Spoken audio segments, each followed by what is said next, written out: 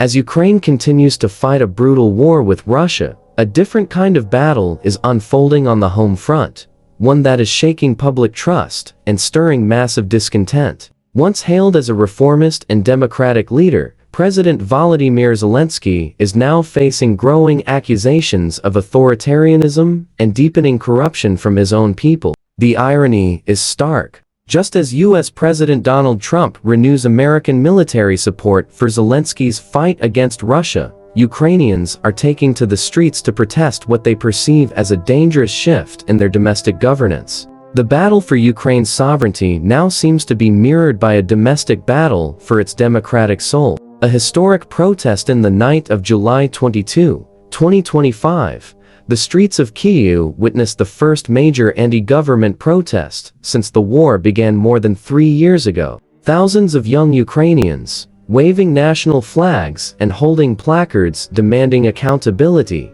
gathered peacefully to oppose a new law passed by the Ukrainian parliament. This controversial legislation, pushed through by Zelensky's party, stripped two key anti-corruption institutions, the National Anti-Corruption Bureau (NABU) and the Special Anti-Corruption Prosecutor's Office of their independence. The law granted new sweeping powers to the Prosecutor General, who is appointed by the President. The justification? Alleged infiltration by Russian intelligence. But protesters weren't buying it. To them, this law was yet another move in a broader crackdown on dissent, media freedom, and institutional oversight, all of which, critics say, are being steadily eroded under Zelensky's leadership. Cracking down on anti-corruption voice. Among the most troubling developments was the arrest of Vitaly Shabanin, a respected anti-corruption activist and founder of the Anti-Corruption Action Center, ANTAC. Accused of draft evasion and fraud,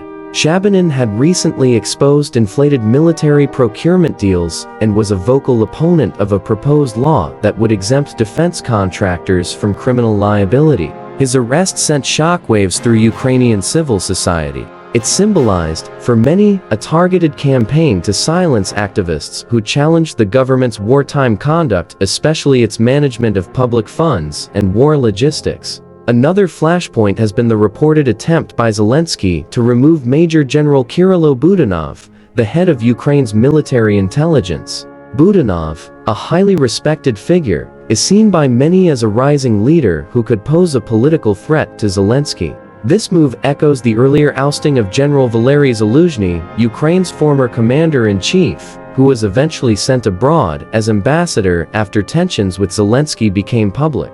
Broken promises. The corruption pledge. When Zelensky swept into office in 2019, he did so with a clear and powerful message: fight corruption, restore public trust, and modernize Ukraine's governance. Backed by his outsider image and his TV star charisma, he was seen as a fresh start for a country long plagued by oligarchic politics. But the promises have not materialized.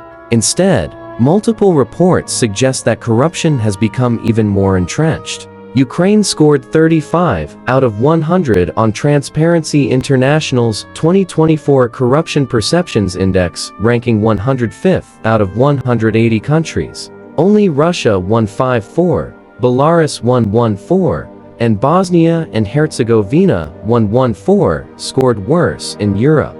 According to investigations by Ukraine's security service SBU, a major corruption scandal erupted in 2023 over the procurement of 100,000 mortar shells, worth $40 million. The weapons were paid for in advance. Some funds were funneled overseas, and not a single shell was delivered. Officials from the Defense Ministry and the arms contractor Lviv Arsenal were implicated. TIs that raise eyebrows. Sitting to the unease are allegations involving those close to Zelensky. Two deputy prime ministers, Alexei Chernyshov and Oleksandr Kubrikov, have faced investigations into embezzlement and treason. Oleg Tatarov, Zelensky's deputy chief of staff, has been linked to dubious real estate dealings involving UK Development LLC, one of Ukraine's largest construction companies. And then there are offshore accounts. Documents suggest that prior to his 2019 election, Zelensky transferred a stake in an offshore firm in the British Virgin Islands to his associate Sergei Shafir, who later joined his presidential staff. Critics say this was a tactic to obscure Zelensky's financial interests. Zelensky defended the move, claiming it was meant to protect his entertainment business from political persecution under pro-Russian governments. Yet, this pattern of behavior has cast a long shadow over his credibility. The West watches uncomfortably for Ukraine's Western allies. The situation is a political minefield.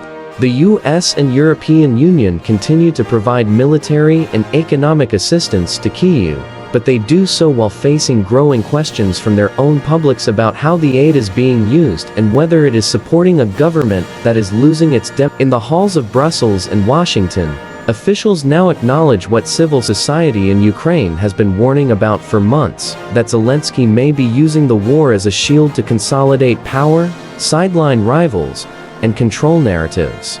Indeed, independent media outlets have been shut down. 3 prominent YouTube channels critical of the government were forcibly removed. Dissenting voices are increasingly labeled as pro-Russian, a label that carries immense weight in a country at war. A nation divided by 2 Volodymyr and former cabinet minister, who once supported Zelensky, captured the national mood in a chilling quote.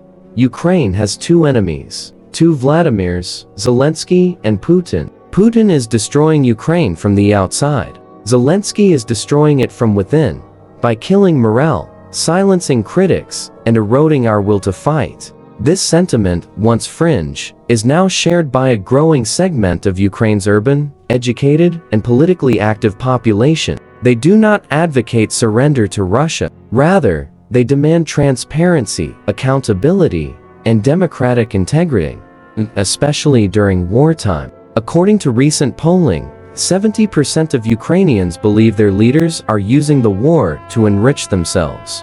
Zelensky's legal legitimacy questioned. Perhaps the most explosive issue is the fact that Zelensky's presidential term formally ended in May 2024. Due to wartime conditions, no elections have been held, and he has remained in power under emergency provisions. But for many Ukrainians, this is no longer acceptable. While international law may permit leaders to extend their terms during emergencies, critics argue that Zelensky has taken advantage of this legal gray zone to centralize power and suppress opposition. There is increasing pressure from within Ukraine and among its international partners to establish a framework for post-war elections, or at the very least, a clearer roadmap for restoring democratic norms. The bigger picture, war on 2 fronts. Ukraine is now a nation fighting on 2 fronts. Externally, it battles a brutal, unrelenting Russian invasion. Internally, it grapples with the crisis of confidence in its own leadership.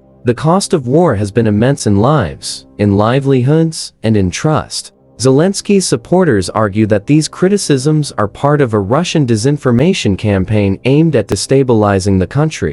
And while Russian influence operations are undoubtedly active, to dismiss all domestic dissent as Kremlin-sponsored is dangerously simplistic. People like Vitaly Shabanin, Kirilo Budanov, and thousands of young protesters in Kyiv are not Russian agents, they are Ukrainians fighting for their country's future, both on the battlefield and in its institutions. The story of modern Ukraine is one of extraordinary resilience. It has stood firm in the face of a larger and better equipped enemy. Its people have shown courage, grit, and a profound sense of national pride. But wars are not only fought with weapons. They are also won with values: transparency, justice, and public trust. Zelensky rose to power, promising a break from the past. But 5 years later, the past seems to be catching up. Unless addressed openly and urgently, the internal rot of corruption and authoritarianism could pose as much of a threat to Ukraine's future as any Russian missile.